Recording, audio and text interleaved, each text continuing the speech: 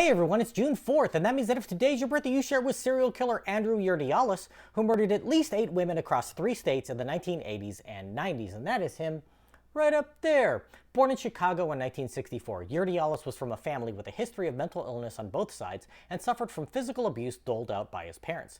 He didn't have many friends at any point in his life, and when he was 13, he killed the family dog with a baseball bat.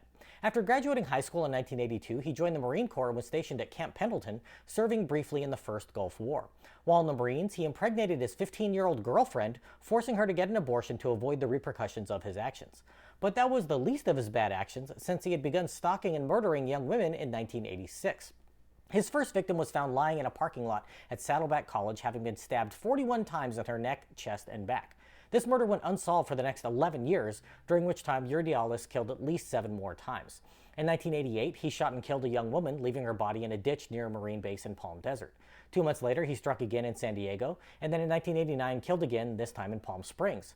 After being shipped off to the Middle East, he returned to the U.S. and was honorably discharged in 1991, moving back to Chicago to live with his parents, where he found work as a security guard. In September of 1992, he came back to California to visit and attempt to kill again. Luckily, this time he failed after kidnapping a nurse and stashing her in his truck when he was unable to perform during his attempted sexual assault. She managed to open the trunk from the inside and was picked up by a truck with 2 Marines in it, and Urdiales fled in his own car. After nearly being caught, he returned to Illinois and went dormant for the next 3 years. But ultimately, he felt the urge to kill again and returned to California to do so in March of 1995, killing a woman whose body he left in the desert. When back in Chicago, he decided he could get away with it there as well, and murdered 3 more women in Illinois and just across the border in Indiana. Urdiales was arrested in December of 1996 for possession of an unlicensed weapon, but was released after paying a small fine. In April of 1997, police wanted to see if the gun matched ones used in any unsolved murders in the area, and when Urdiales came to the station, he confessed to committing 8 murders. It took 4 years for a trial to begin, as a debate raged among prosecutors about whether to seek the death penalty and where to try him first. He was convicted of 2 murders in 2002, being sent to death row in Illinois. But that same year, the state commuted all death sentences to life in prison after finding that a number of death row inmates were innocent.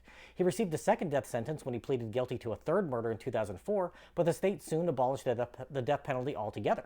He ultimately was extradited to California in 2018, being convicted of 5 murders and sentenced to death row once again. While it's unlikely that California would have carried out his execution, Urdiales hanged himself in his cell 1 month later at the age of 54. If this is your birthday, I hope you have a great day. Leave me a comment so I can wish you a happy birthday. If you know someone whose birthday it is today, send them this video so they can find out all about their birthday twin. And to Andrew Urdiales, I say, happy birthday, you bastard.